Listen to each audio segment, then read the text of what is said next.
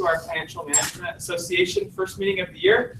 Josh, who's our president, he's unfortunately not able to be here today, so he's asked me to conduct. We have a couple announcements. And so first, I'd like to start off by introducing our officers. So like I said, I'm Eric, I'm the vice president.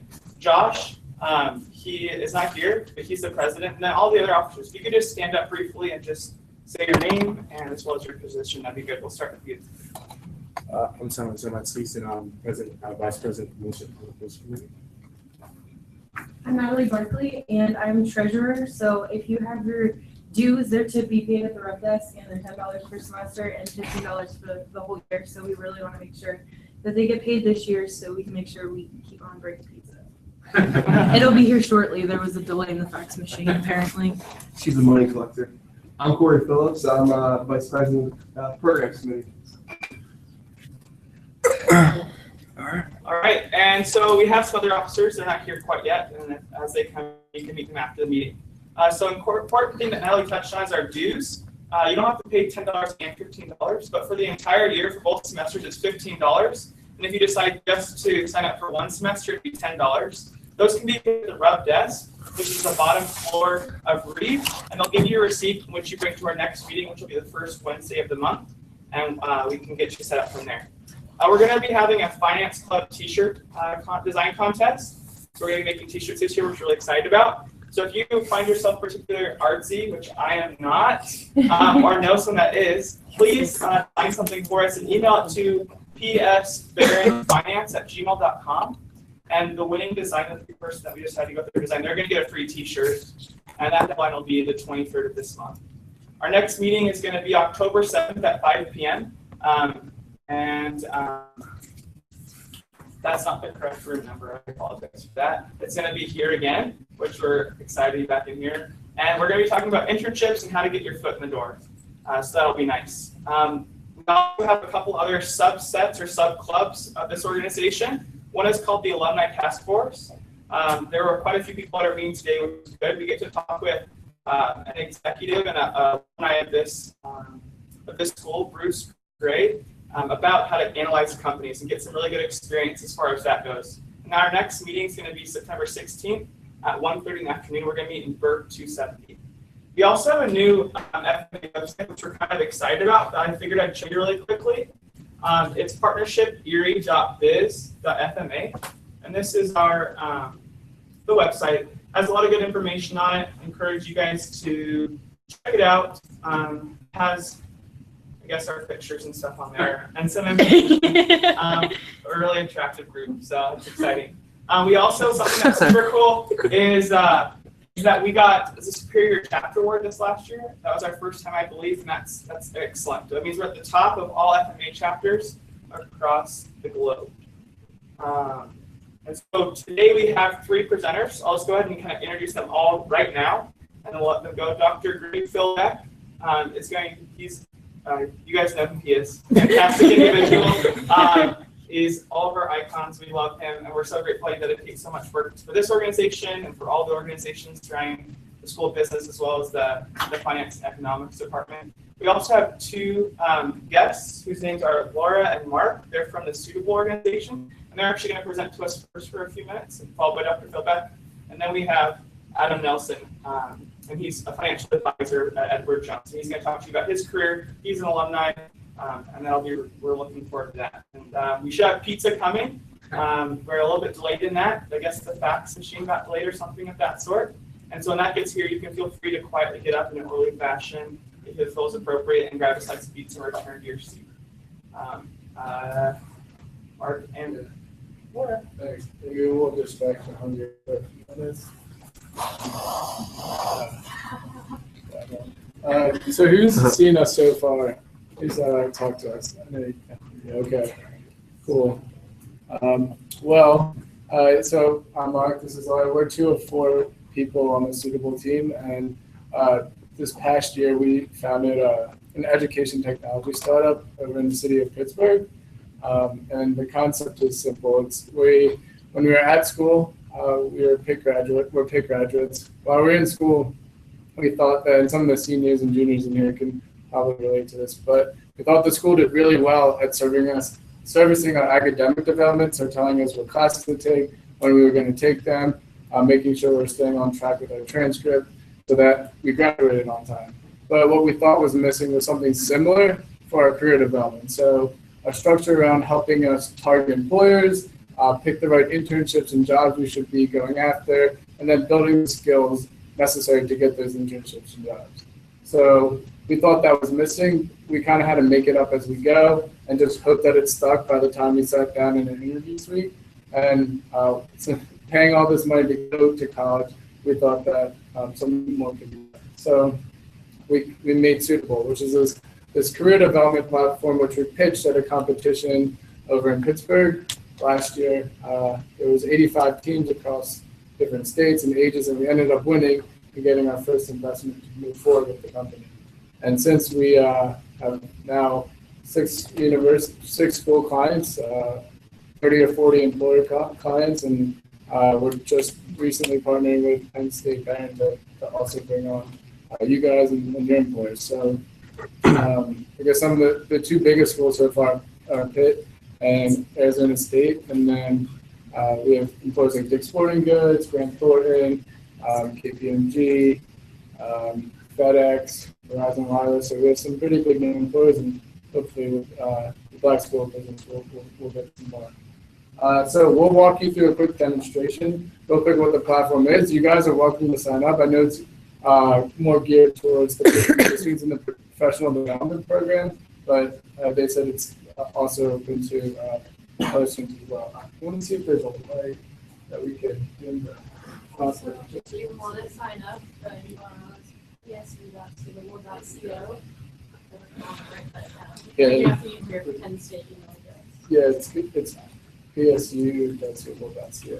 So, but essentially, so what's happening, and before I dive into why it's important to engage student boards, so one of the biggest parts about this platform is student engagement, obviously. So we defined all summer, we worked with Josh, and we arrived at 6 core professional competencies that we felt was important for the Black School business students to work on building for the employers who hire from your school.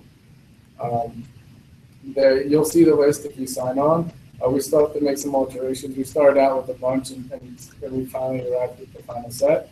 But if you click into one of these, we'll just show you, for example, when you sign on and make an account, you get access to these. So under each competency area, there's 5 levels of activity, and we built out 417 activities across these competency areas. Level 1 activity is the easiest to complete. Level 5 is the most difficult to complete. But thought that by the time you get to 5, you're sort of at like a mastery level or proficient in this, within this skill. So the one thing to note here is that as you go progress through these competency areas, it's sort of gamified in that in order to progress to one level, you have to complete a minimum set of activity in the level that you're on, and then the next one unlocks. So this is important because we didn't want to just throw 400 activities on you and just say, here, go after and complete it. We wanted to give you some logic behind why you should be doing these things and where you should be doing these things, so it made sense for you. So what you're doing at the same time is building this scorecard. This was my most important part of the whole company, essentially, because for me, this is important for 2 reasons. This allows you to start creating a paper trail from the time you're a freshman all the way to your senior sitting down for an interview, because you only get to walk in with a 1-sheet piece of paper and your GPA. So odds are you either forget most of what you've done freshman and sophomore year that could be valuable to your interview, or even if you do remember it, there's so much stuff right there that the recruiter has to use to talk about that it may not even come up in conversation. It may be hard to articulate why that's valuable. So this allows you to do this in an easy way and get that paper trail started while you're a freshman. A lot of these things early on, the level 1, level 2 activities, are probably things you guys have done anyway, or the students have done anyway. So it's not something that's like added work. Most of it, they should be doing it. Other students are doing it. There's the leaderboard, which has been a huge help for us. So this is we launched this yesterday here, so you've already seen the students signing up for it. But we'll show you a more fleshed out version of this, the one over at Pitt. Essentially, the leaderboard's just showing you friendly competition of students and peers and classmates that are on your campus. So you'll see the top 20 students and what they've achieved. And this is important because there's always a couple people a year or two ahead of me who had the job or the internship that I knew I wanted to get, right? But besides like awkwardly asking them out for coffee or emailing them and asking them questions, this is a way that I thought of to see some of the top performers in their history and what they've done, so I could do something similar. What's that? It's not applicable. It's not.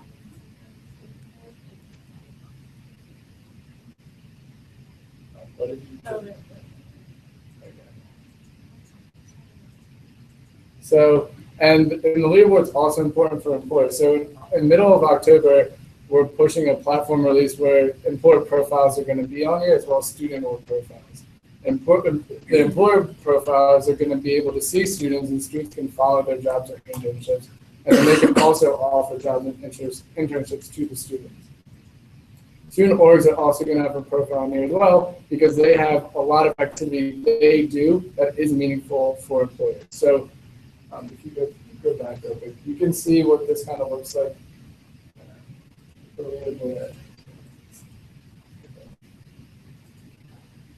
Yeah, so this is kind of what it looks like fleshed out with students who have been using it for a year or two, and you would go in and look at their profile and see what they've been doing. Then there's also the add activity. So this is the last piece for the student. So I told you we built out 400 some activities, but that's just only the start to get you guys going. But it's by no means anything and everything you could be doing that's meaningful. So there's some students who work part-time jobs and are running payroll or doing market analysis for like a nonprofit or even for your student club that maybe we didn't catch. So you can add that to your profile and give yourself a little more personalization. So that's what the add activity is for. This is where the student orgs become really important because we want to start offering incentives to student orgs who are more competitive and add more activities because you guys work with employers, you guys want to work with employers, they want to work with you because you have a very specific interest to them as a financial management association, right? So that's all coming in October, but this is something I just wanted to give to you and present to you now because I know Josh wants to use it and sort of get activity going here in your student orgs, but also just to spread the word to your students and allow you guys to sign up. Yeah. Would you recommend people that are graduating still to use this? Yeah, I mean, they have told me it's open to everyone. Okay. I mean, we're still pretty new, so it's only going to be as beneficial as we can get it working for you. I mean, a lot of this stuff odds are you're gonna already have done. Mm-hmm. So you have to go. Yeah, and then in October the employers will be on there, so that could help you out if we have employers on there that you're looking to get jobs from. So yeah, it's probably not going to take you too long to basically backfill, but yeah, for sure. Any other questions? We usually get a couple. Cool, thank you.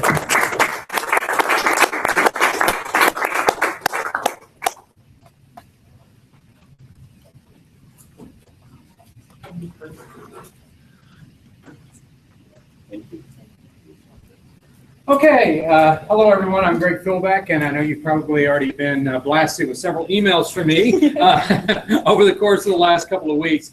One thing I'm going to pass around for you is a physical copy. If you did not get a copy, or if you want a handout for this, this is all of the activities that are taking place with our program during the month of September.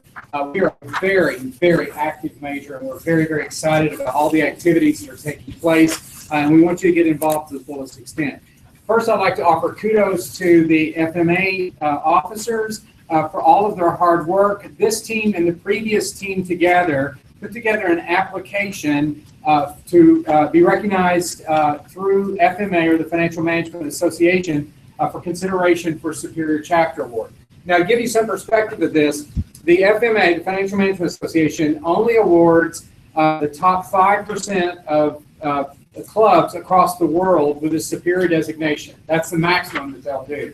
So they named 18 schools as superior chapters, and Penn State Erie, the Behrend College, is one of those 18 schools in the world that's recognized for our student organization. So kudos. Oh my gosh, this is a big deal for us. And we are linked to the FMA website. If you went out on fma.org and went to the section related to students, you will see a link back to the web page that was put out there for you. Now, a couple of things I want to just have a couple of announcements I want to make before we get started. Corey, how flexible are we in being able to turn around and you to be able to point it at different people? It's pretty flexible. Okay. Okay. So, would you guys mind flipping the back lights on there? So we want to welcome our World Campus students. So first, Corey, if you just kind of span the room. Okay. Our major here at Penn State Behrend, we have in the junior and senior ranks as far as declared majors, we will have about 105 and 110 majors by the end of the year. There's about that many freshmen and sophomores who have an interest in finance as a major. But what we're doing and what Corey's got set up here, so we want to welcome our World Campus students, is that we started our finance major at Behrend also appears and is available through World Campus. In other words, World Campus, which is the consortium of all of the Penn State system delivered online, they wanted our finance program out there as the finance major that they offer. So we have 55 students that are already majoring in finance all over the world that are taking classes from our professors here at Behrend. And they're in the major, and we have another 155 students that are completing entrance to major requirements. So you're part of a worldwide community, and we want the World Campus students to feel very involved in what we're doing here, thus the panning across the room. Now, a couple of announcements. We have, and we are a CFA Institute, University Recognized Program. We're one of 170 schools in the entire world that meet that designation. So the CFA Institute recognizes schools whose curriculum meets the standards associated with covering at least 70% of the learning objectives associated with the CFA exam. The CFA exam is the world's largest designation in business. 225,000 people took it this past year, and it makes about a 53% differential in salary with 7 years of experience. 7 years of experience and the designation, the average salary is about $180,000. Without the designation, about $115,000. We're able to do 5 scholarships for the CFA exam each year. And so I want to recognize we have 2 of our 5 the students that were selected to receive these scholarships here with us today. If I didn't miss somebody painting the room. So Colin and Kevin are both sitting over here. So Corey, can you spin that camera around? Could you guys stand up for a second? Both of these guys are going to be taking the CFA exam in June, and they will spend probably about an average of 400 hours getting ready for this exam. We at Behrend have, I'm going to brag on this, we have about a 60% pass rate for students that come out of college that take this exam. The national average is about 42%. And these are folks, most of the people who are taking this are individuals that are already in industry. These folks are getting the first level of this 3-level designation straight out of college. So very impressive, and congratulations to them. We also compete each year in the Investment Research Challenge out of Pittsburgh. So we will be one of probably 10 schools that will be involved in that competition. And the students that are going to be involved in the Investment Research Challenge basically are paired with an industry professional down in Pittsburgh, and they will be doing a complete valuation associated with Dick's Sporting Goods this year. So they will be making trips down to Pittsburgh for a session with the CFO, the CEO, and the investor relations folks, and then they will be doing a competition in the spring. Now they'll probably put in individually 100 to 120 hours getting ready for that competition to give you some scope of the competitiveness of this competition. Carnegie Mellon finished dead last in the competition this past year out of 6 schools. We finished just a hair out of second place, so we finished 3rd out of the group. But it's the top schools around the region that are involved in it, and we're very, very excited. Now, as I saw coming in, there are 3 team members that are present. Kelsey, where did Kelsey go? No, there you are. Okay, Kelsey, if you could stand, and Corey, if you could stand. So Kelsey serves as the chair for our Investment Research Challenge team. We have Eric is also on that team. And then Sam is over here on this side. So that's 3 of the 5 folks. Did I miss anybody? Because again, I think so. 3 of our 5 individuals that were selected for that team are here. So thank you all in advance for all your hard work, and a round of applause for that.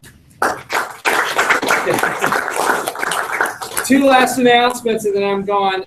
So you received an announcement about the CFA Society of Pittsburgh has a lunch that's coming up, and it's next Wednesday. And I'd set a deadline originally, basically for today, for anybody who wants to go. I have maybe 3 slots and possibly more if I can arrange additional transportation. The speaker is going to be Brian Portnoy. He is Vice President of Burris Investment Partners, and he's going to be talking, his title is Hedgehogs and Hedge Funds, Manager Selection in an Age of Convergence. So if you're interested in private equity, hedge funds, or whatnot, we take students down every month to these programs. You have the ability to interact with the financial investment community in Pittsburgh. Natalie's nodding her head. She's been to several of the events. And I think you will attest to the fact it's an incredible experience. So it's portfolio managers, financial analysts, investment professionals, all at this meeting. And you guys basically sit at a luncheon with them. You get a chance to talk casually. This isn't a hard sell sort of thing. But you get to know them. And if you're trying to create those relationships with these individuals, in addition to being able to hear some top-rated speakers. So this is next Wednesday. We'll leave here at 9 o'clock in the morning for anybody who's interested in going. We will return by 4 o'clock. Transportation is provided. There's no cost to you. If you want to go, we meet at my office at 9 and leave. The second program that I'll mention is not until Thursday, September the 24th. And that program is on Emerging Asia, the Next Frontier. Mitatezo Ishida is the portfolio manager of Matthews Asia Fund, is going to come and basically talk about the emerging markets and the impact that they will have from an investment standpoint. If anybody's interested in that, on the back side of the sheet, I've got signups for that. I have not emailed this out yet, but again, this comes on a first come, first served basis. So, any questions about anything related to our finance program? Also want to introduce 2 faculty members, and I'm going to ask Corey if you'll spin around again, because both of these gentlemen are actually teaching in our World Campus programs as well. Dr. Jeff Choi in the back. Okay, some of you, some of you may have had Jeff as a part of Finance 301. He's also teaching our Energy Finance course this semester, the first of our Energy Finance courses. And he will be teaching the intermediate corporate finance class for our World Campus students. And then Dr. Tim Krause, who is in the back corner over here. So Tim teaches the portfolio management class, the derivatives class, and he also is the faculty advisor in charge of the Interior Family Student Managed Fund. Now, that fund, a $300,000 fund, is run out of the portfolio management class. But we are looking to get underclassmen involved in this fund. If you have an interest in being able to wanting to participate in our student managed fund, Kevin Pascal serves as the president and chief investment strategist for the fund. So he's right back here. He's one of our CFA candidates. Talk to one of the 2 of them because we would love to get you involved. It's never too early to get some experience related to that. Decisions, basically, we've got our senior analysts or people who have graduated from that 461 class. The junior analysts are in that class, and they work together to be able to make decisions about what goes in and out of that fund. It's phenomenal, hands-on learning by doing experience. Any questions? Tim, you want to say something? Yeah, go ahead. Go for it. I won't come up front, sorry. It's all right. Dr. Kovac said, Tim Krause, faculty advisor to the Missionary Family Student Management. In the past, as he mentioned, it's only been open to students who take the 461. Right? Normally, portfolio manager. 461 is usually taken in your last semester of your junior year, your senior year. So students aren't getting the experience until they're almost graduate. So Kevin and I tried to work on it this summer. It didn't take off, but it's taking shape now. We're going to introduce a new position called Associate Analyst, which is open to anyone. Come to our meeting, do research, participate in the fund just like anyone else. So if you're interested in that and don't want to talk to me, talk to Kevin. He's been around the fund quite a bit. And also, There are many activities related to the student managed fund that count for students. Thanks. Okay. Thank you. Any questions for any of us? Okay, at this point, Eric's going to introduce our guest speaker. Sure. All right. Thank you, Dr. Philbeck. We're really excited about it. So I have a little bio that we have about Adam Nelson. He's a 2008 graduate of Penn State Behrend with a degree in finance. Throughout his tenure at Penn State, he was actively involved with the FMA, held internships with Ameriprise Financial as well as the Commonwealth Financial while attending school. During his second semester of his senior year, he was extended a job offer with Edward Jones, where he accepted the role as financial advisor immediately to follow graduation. Edward Jones has consistently ranked among the top 10 best companies to work for by Fortune magazine year after year, and is a member of the Fortune 500 even though it's a private company and one of the last remaining limited partnerships in the financial world. Adam owns the Edward Jones office on Buffalo Road, right down the street, where he is a limited partner and a financial advisor who currently manages around $60 million of client assets. He has now been a financial advisor for over 7 years and not only loves his career, but also his family, where he has a wife, Jessie, and 2 children, River and Skyler. And let's give him a round of applause for welcoming.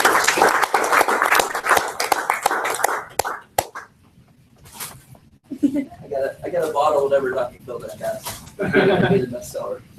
Awesome. You guys got some really good faculty here, and I feel like the reason where I am, part of the reason why I am today is because of how good the faculty was here. I mean, honestly, I'm amazed. I'm amazed when I came back for on the finance advisory board. And you guys are really lucky. So definitely take advantage when you're here. Talk to the teachers and the professors, and I still communicate with Dr. Philbeck today quite a bit. So, and our kids go to school together.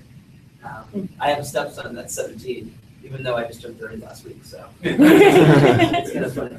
So not biologically possible, but it's different. So I brought some things. I know no matter how much money people make, everybody loves free stuff. So even when I go to meetings and stuff like that, you still get a lot of free stuff, and it's kind of funny. So I brought around some pens. Everybody can take a pen. You can take more than one if you want to, if there's enough left. They have a stylus on the end, so in case you don't want to do the stylus, and then the pen comes right through. So I'll put my business cards in here too. You can pass them around wherever you want to do it.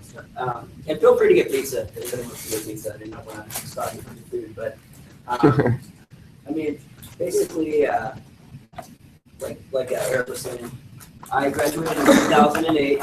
I wasn't a finance major the whole way through. I wish I would have gone to school now, just having what you guys have, the Bloomberg terminals and whatnot. When I was here, that all this was getting going. That was actually the first year that we had that managed project where we had engineering and the co-project with finance. So that was a fun experience, and it really prepared me for graduation. On the advice of some of the teachers, I did get some internships. So my very first internship was, I think, the first semester of my junior year. I'm definitely going to want to stress that. If anybody wants to really have a leg up in the workforce, I would strongly recommend that. A lot of people, I'm doing the business splits here in a week, and I know a lot of people they ask, like, how do I get an internship? I'm not having, I don't know. You just got to hustle. You just got to do the work, and you got to bang down the doors and get it done, because passively doing that is probably not gonna work. And when you get in the workforce, you need to be passionate and get out there in front of things. So I would just say I went on the career development website, and I got an internship. Literally, I applied that same day. I got hired the next day, because I said I want to come as soon as possible, and applied it. My first one was like, I mean, don't worry about if they're paid or not. Just my personal opinion, I would just get the experience on your resume, and that's going to set you apart. And that whole thing today with the Suitable, I thought that was amazing personally. I mean, that's a great idea. Wish I would have thought of that, or had something like that to do when I was in school. So,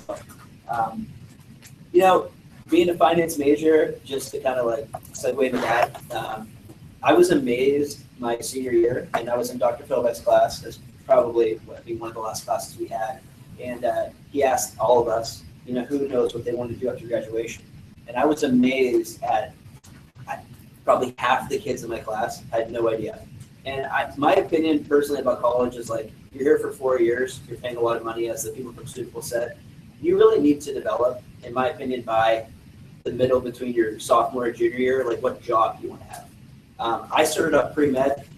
I didn't want to go to school that long, so I changed to marketing. I realized that marketing was kind of like, in my opinion, there's not I think anybody can market personally if you have the people skills and whatnot. So I wanted finance because I wanted to be in business. I realized that I could be a type A or type B personality, because you can be a CFA and work behind a desk if you wanted to do that and kind of do analytical stuff, or you could be an advisor like what I do and work with people every day face to face. So all personalities are welcome here, and finance typically has a good career path for being financially free.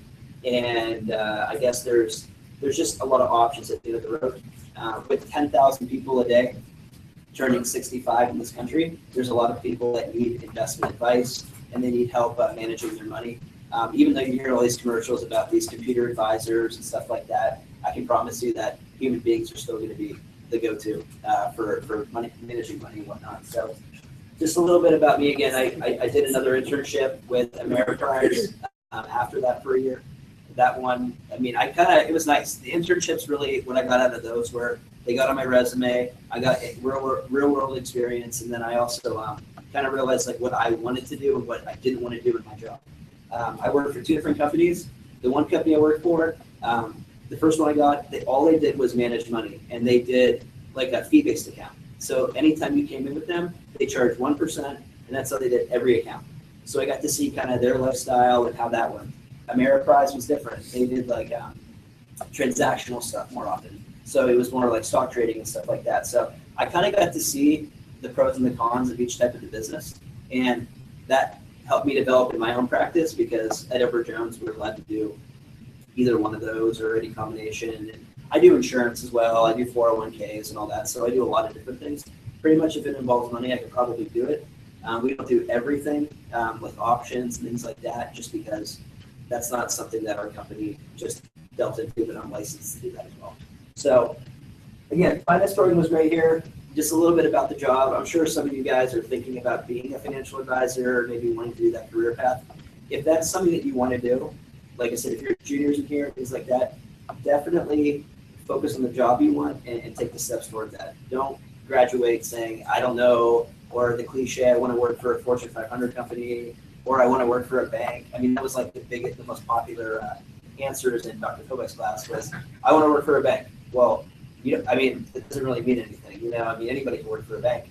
You want to have that in mind, have a goal, shoot for that goal. I'd be happy to be a reference for anybody, as long as we get to know each other first a little bit. My office is literally a 3-minute drive from here. Just got lucky that I'm from Erie. I left for 2 years. I went to Slippery Rock, and then I ended up coming to Behrend. Best move I ever made personally. And I used to tell you that now my business is like 5 minutes away or less. So it's pretty nice. It's pretty nice being local here and being able to come back and talk to you guys. So time flies, I'll tell you that. Like, I feel like I was just in school. I graduated 7 years ago now. I said I just turned 30, and I started my business at 22. So don't worry about how old you are and things. When you graduate, you're just as valuable as anybody else. Really take that and run with it, and you can be super successful early on. My opinion is I'd rather be more successful at 25. Why wait until I'm 45 to be successful? You want to get out of school, and you have the tools to do that. So a little bit about, just about like how I got started as a financial advisor. I had identified that I did want to be an advisor. Luckily, after taking classes here and reading some books, I didn't always have that dream, but my junior year, I thought, you know what? I like sales. Believe it or not, I used to sell. I worked at Macy's, and I was the only guy in the fragrance department. So I sold fragrances, and I was that guy that would hand you the fragrance card and all that stuff. So that was definitely that helped build my my character a little bit, and helped build my ability to talk to people that I didn't know. And so if you want to be an advisor, I would just tell you that if you want to be a successful one, you probably have to be a little outgoing, not be afraid to get a rejection. I started going door to door. That's how I started my business. So I got hired with River Jones my senior year of college. I remember it like it was yesterday. I was in, is it Dr. Zhao? Is that her name? Yeah, I was in Dr. Zhao's international finance class, and I got a phone call from River Jones, and it's like, called me back, and they called me and said, hey, we're extending you the offer. It was like the best call ever, because that was the only place I'd applied to at that time. So I got really lucky. And Edward Jones is, we got ranked number 6 this year on the Fortune 500 best companies or the Fortune best companies to work for. We've been number 1 several times. I think this year, like Google was number 1 and we were number 6. But we've been in the top 10, I think 16 times. So it's a great place to work. We are a partnership, so we're a private company. I'll tell you a little bit more about what that means, in a little bit here. But I'll just tell you, like, super humble beginnings. And my business, I have what I would consider like a relatively successful business, especially for my age and things like that. I still feel like it's in its infancy, though. Like the bio said, a little bit. I think I wrote the bio, so but I just want to make it, a little bit. I had to throw the family in there because I always forget the family stuff in the business bio. But so I manage about 60 million right now. When I started, I had no clients, and I think my grandfather was like my first client or something like that. About like a CD or something like that. But I originally, it's pretty humbling. I mean, being a financial advisor, the reason you don't see a lot of younger people like doing it and people wait until later is because they say, I can't break through in that market, or I can't be successful because people are going to look at me as a young person. They're not going to trust me with their life savings. I would tell you totally not. I only got asked my age like right away, but afterwards, like, you got to have like the confidence or the swag, so to speak, just to be like, what you're doing. And so I went door to door to probably 2,500 or 3,000 houses, something ridiculous. I probably covered like huge radius of Erie, and I was carrying like these little pamphlets like this, my business cards in the back, and this is just like a very non-threatening thing that says like whatever Jones does, what services we offer, and I would literally have to go and just be like, knock on people's doors, say, hey, nice to meet you, I'm opening a business in the area, and would you mind if I give you a call sometime, if I ever see something good. So that's how it all began. You get told no a lot. At first they tell you that you probably get 1 yes for every 50 no's, so 2% hit rate. I would tell you anymore, I probably get 49 yeses to 1 no of people that like get referred to me and stuff like that. So it changes over the course of time, but just tell you that like it's a career that if you want to run your own business, if you want to kind of be successful at a younger age, there's no reason you can't do it out of school. And just like investing, like they tell you, it's not timing the market, it's time in the market. You want to be invested in the market for a long enough period of time where things like what's going on now, they don't matter. This whole China thing and the market going up and down. The news makes it seem a lot worse than it actually is.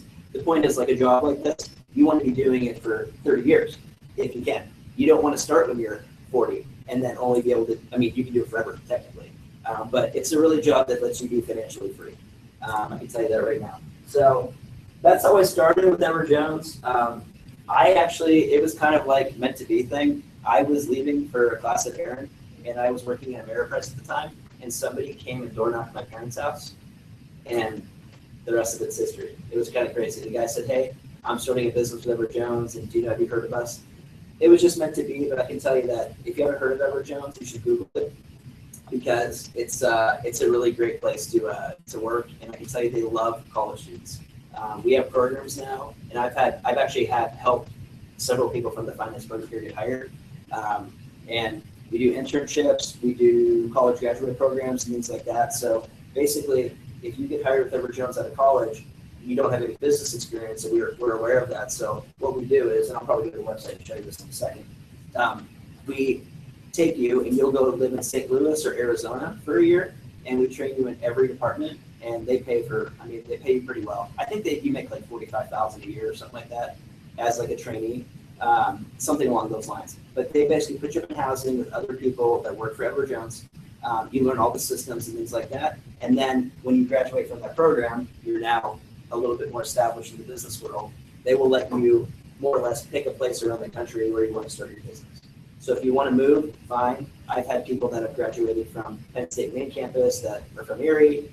They went to Arizona, and then they came back and opened an office in Erie. So it's very possible to do whatever you want to do it. It's a pretty selective company to get hired at, I will tell you that. Like, it's not easy, because obviously anytime you get in the top 10 best places to work, a lot of people want to work there. We probably get like 200 and some thousand applications a year, I think it was, and we hire like 1,800 or something like that. So it's like less than 2% get hired. but the math, I mean, I know the math, my number's a little off, but I think it's less than it is less than 2% get hired. But if you know me, if we talk and you have an advisor that's kind of saying, hey, this person is really, really good. And I've talked to people in here before, like I've talked to Corey and things like that. Basically, like if you have somebody that like you can resonate with a little bit, it does help out. So instead of just applying on my plan. So a little bit about the job, just to say like what I do all day. I'll tell you, like I'm not gonna BS you guys. Like the first couple of years, like totally suck, and it's definitely hard work. I started off with, I think, about 60 people that had already gotten hired. They had passed their Series 7 exam, which is what you need to take to sell securities. And right now, today, I probably only have 12 of those people still working out of the 60. So the rate of people that actually make it is probably 20 to 30% of people that actually get hired and that you would consider like a successful advisor later on. That's why you don't see a million around town. And in Erie, if you guys are from Erie or wherever you're from, but like in a town like this, I'm friends with a couple other advisors that are younger. But if you can start younger, I'm telling you, this is like it's the time to start, because most advisors that are successful, like in a town like this or around the country, I think the average age for like an advisor is like 55 or something like that. So not that that's old, it's just that those people are going to be retiring in 10 to 15 years, and you're going to need to be. Somebody needs to manage his clients. So it's really, really good thing. This thing over here. So just basically a couple of things, and I'm up for questions. I want this to be interactive because I could blab all day about stuff. But, at first, like I said, you get told no a lot. You're just worrying about where your next client's going to come from. At this point now, I'm all referral based. I mean, I probably work like 28 to 30 hours a week. I spend a lot of time with my family. I get unlimited days off. I mean, I'm not saying this, like, this is what the job entails. Like, if you work for a place like Edward Jones and you run your business, I have like numbers that I want to hit, basically. And if I don't work, I don't make money. So I'm all commission. Like after my first year, it was 100% commission. So no salary, nothing. Like if I don't go to work, I'm not going to make money, more or less. So starting younger again, even better for that, because I mean, when I was in school, I thought, hell, if I could make $30,000 a year out of school, I don't know what people made. I was just like researching stuff. I'll be okay making $30,000 a year, and I thought I could live with my parents and get in somewhere, and I thought I'd be okay. I mean, my first year with River Jones, I think I made like $62,000. Now I thought I was like rich because I was living with my parents and all that stuff. The point of it is like if you make 40 or 50,000 your first year as an advisor, if that's something you want to do, and you're passionate, you have to be passionate about it. Don't do anything for the money. Do it because you're passionate about it. Because you can sell a million things. I like selling investments. I mean, if you like selling other stuff, fine. But you can have more time to become successful because you don't have those stress of like a kids and a family and things like that. That's why a lot of people can't make it later in life, because they can't take that pay cut. Nowadays, I think we pay people for 3 years on salary, so it's not such a big it's not such a big hurdle to get to the workforce. We want people to be successful, I guess is all. So like, what do I do all day? I'll tell you, like, every day is a little different. Obviously, I want my business to grow. Like, I have goals for myself. I want my business to grow by $10 million a year. That's what I want to bring. I want to bring in $10 million of new money every year. And I've done it every year for the last like 3.5 years since I started tracking it. So my goal is to be, by the time I'm 35, I want to do over $1 million in revenue a year, and I want to have over $100 million in assets under care, which I mean, mathematically, it's a high probability I'm going to do that. So I just want my business to grow every year, and that's kind of my main goal. And like I said, I'm all referral based, so basically, it's one of those things that you have to hustle for your clients the first several years, and then from then on, if you're doing the right thing for people, people will refer people to you. So just like a little bit of what I do. I don't sit behind the desk all day. I don't trade stocks and all that. I could if I wanted to. I mean, who wants to do that? It's really stressful. I will tell you, like, I can do individual stocks. I can do individual bonds, all banking products, all that. Mutual funds, which I'm sure you guys have heard of those and all that, and that's more or less of like, it's the bulk of most advisors' businesses. And I use Vanguard funds and index funds and like that too. Jury's out about, which is better.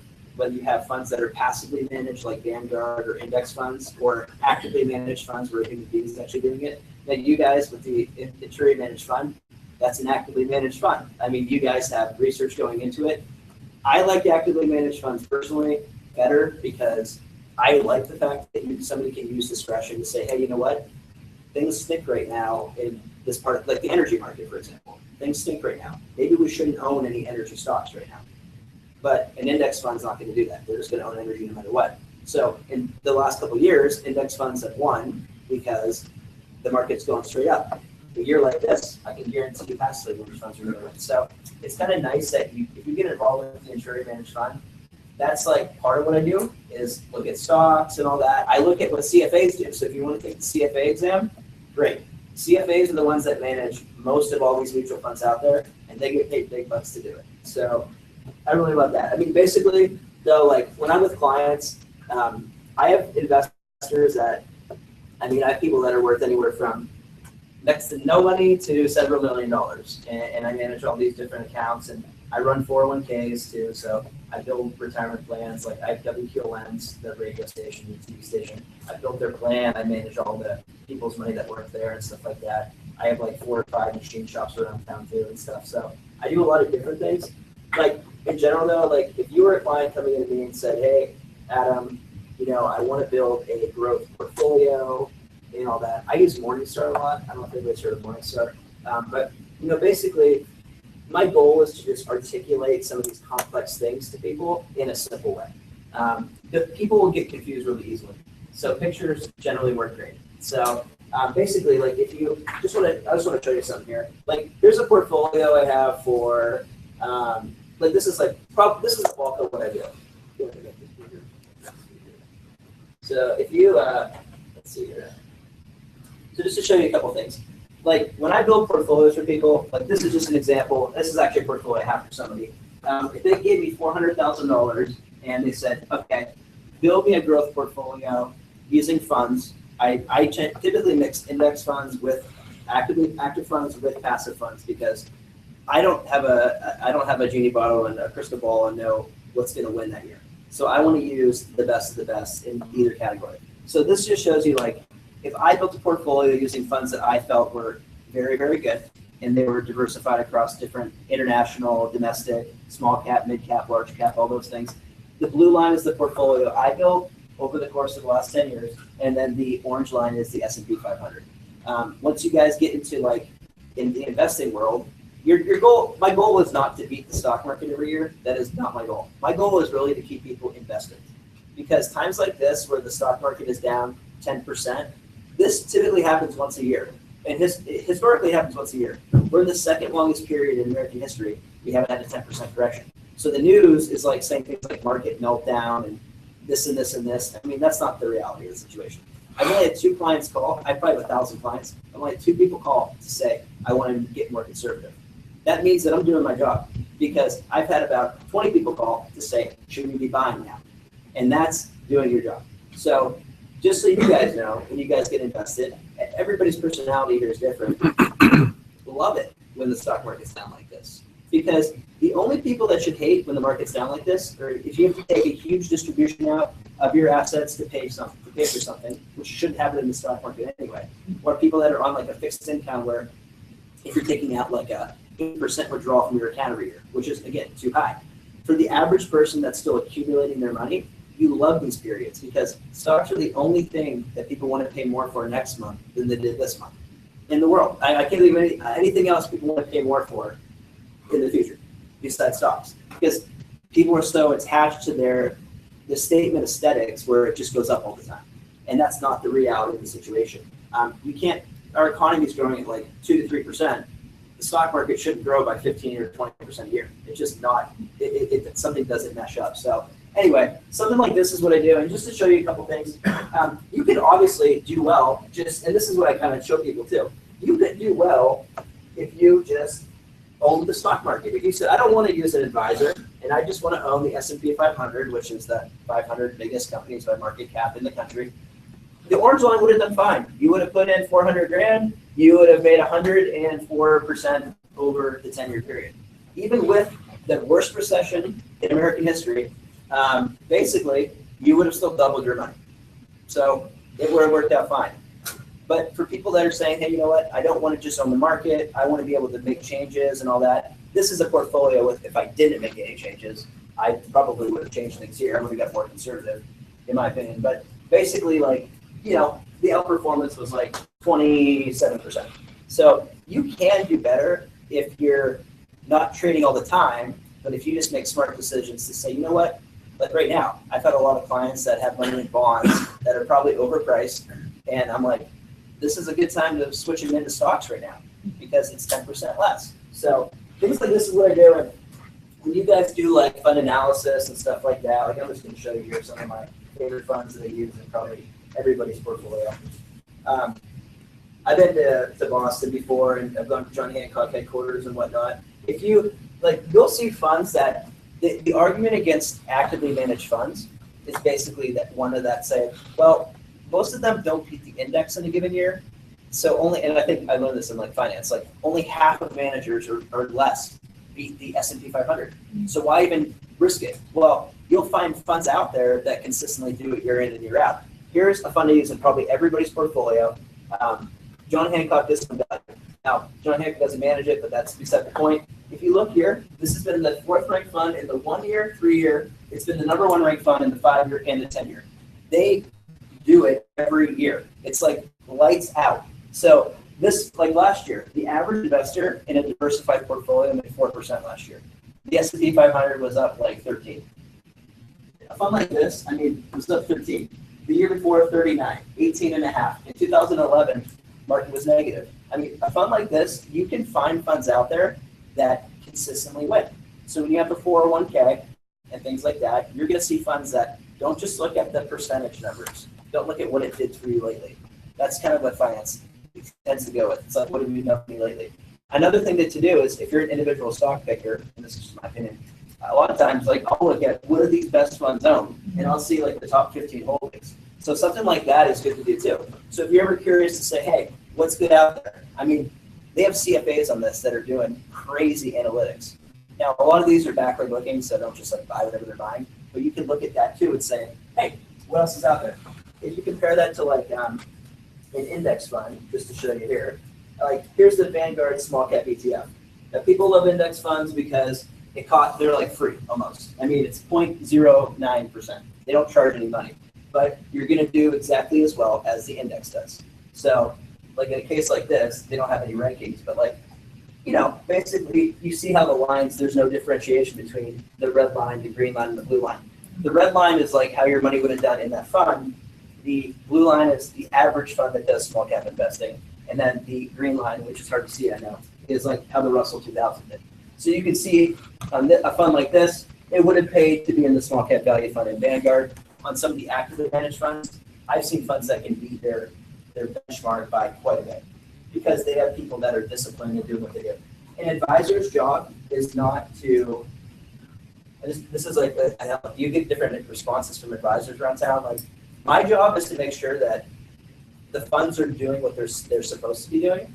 People tend to get pissed off at the fund. Like they'll say, that fund sucks. Well, it's not the fund that sucks. It's like, you need an advisor that's going to tell you, like, now is not the time to be in a Chinese fund because China's been in shambles.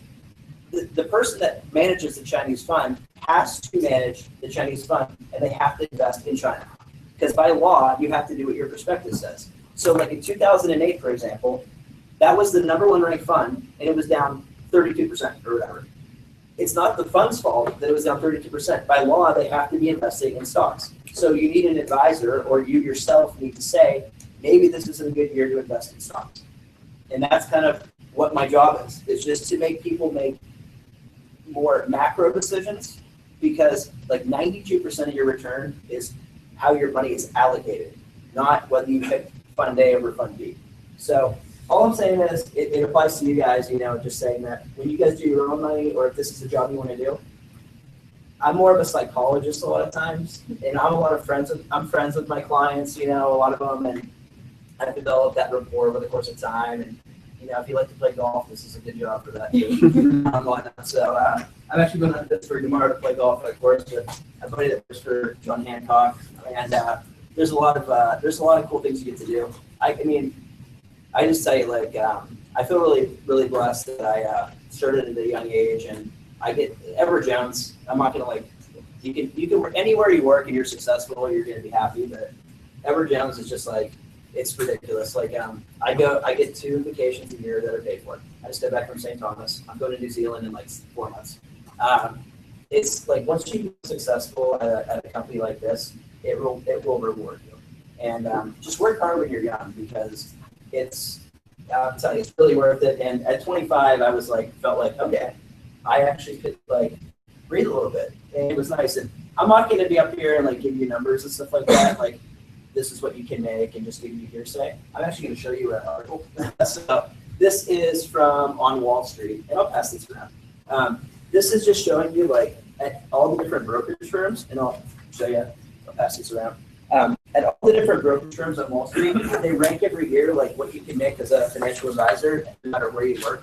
So I'll just like show you, because this is just like, now this isn't going to be right out of school, but I like looking into the mirror. If you look here, so this is like at different production levels. So like if you do 200,000 in revenue a year, this like ranks what you would make at Wells Fargo, Merrill. They survey all these companies. So, you know, starting out your first year, you're not going to do $200,000 in revenue, because that would be like, you know, 16,000 or 17,000 a month in business. I mean, unless you like go out and hustle, you could do that if you really just killed yourself. But even at that level of production, which is like not that much, you're making like 80 grand. I mean, the median income in this country is like 55 or something like that, or you know, household income and stuff like that. So you can do better. If you're doing 400 grand, it's like the more you make, because it's your business. And if you want to work harder, you're going to get paid for that. Why work harder for somebody else when you can work harder for yourself? I mean, if I want to go work 100 hours a week, I probably could be at $1 million in brush right now, but I just don't want to do that. I'd rather do it along the course of time. But you can see here that besides the $400,000 level, like once you get up to like the upper echelon of like doing a lot of business, like on 600,000 in business, like Edward Jones is the #1 ranked company, and that does not include the trips. Doesn't include, I get a profit sharing too, and I'm a limited partner. Limited partnership, if you want to know like why, if you can work for a company that's a limited partnership, we're not publicly traded. I own part of Edward Jones. The average return on limited partnership capital is 20% a year. That's the average return. So 20% per year. You can't find a stock that's going to make 20% a year in perpetuity. So it's really, there's companies out there that you may have never heard of. And honestly, like I would work for Wells Fargo, I'd work for Merrill Lynch, I'd work for UBS. Like a lot of these are really good companies. There's definitely ones that I would more or less avoid. I don't want to name names right now, but if you guys are getting offers, there's certain companies that'll try to scoop up college graduates. I will make one, like Waddell & Reed is one of them.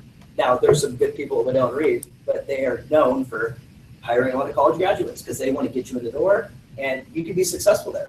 But they expect a lot of people to fail. We don't want that at Edward Jones. We want you to succeed. We want you to be a contributing part to the partnership. We don't want to pay $100,000 for you to get started if you're going to fail in 2 years. That's a waste of money. So, and obviously, like if you're grossing $1 million in business and above, like you can see right there, like you're making $558,000 a year. It's pretty good income, and that it doesn't include other things too. So, I mean, basically, you know, something that I've heard, and it's like I said, it's not about money. You can make a lot of money doing whatever it is that you want to do.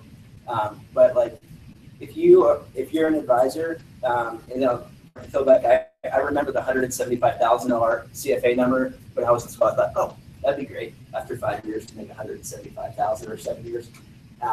You know, it's like in the investment world, if you're not making 6 figures after 5 years, you're doing something wrong. That's what they generally tell you. So you guys are in the right major.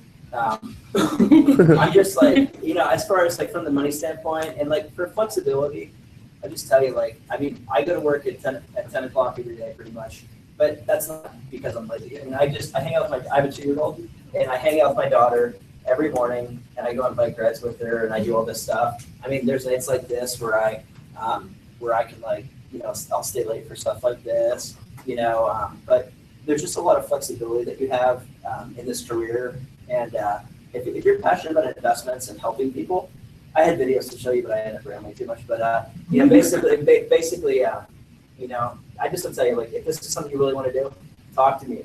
I will meet with you at my office. You can come see me anytime. I'll be happy to show you, like, talk to you more about it individually. I'll be happy to be a reference for you. You know, really, but it's just like, I just can't say how thankful I am because, I mean, my wife, like, she's able to stay home with our daughter, and I think that that's a great thing to have. And she's been doing that since I've been like 27. So it's like, it's hard to do that nowadays, to not have two people working, because life is really expensive. And I thought when I was working in the summer, making $4,000 a summer, that I had all the money in the world, you know. But it's like life becomes really expensive after you graduate. So you want to be able to pay off your student loans. You want to be able to be free to travel and things like that. So you're in the right major. Thanks for being here. And I know it's 7 o'clock, so I got to be done. So.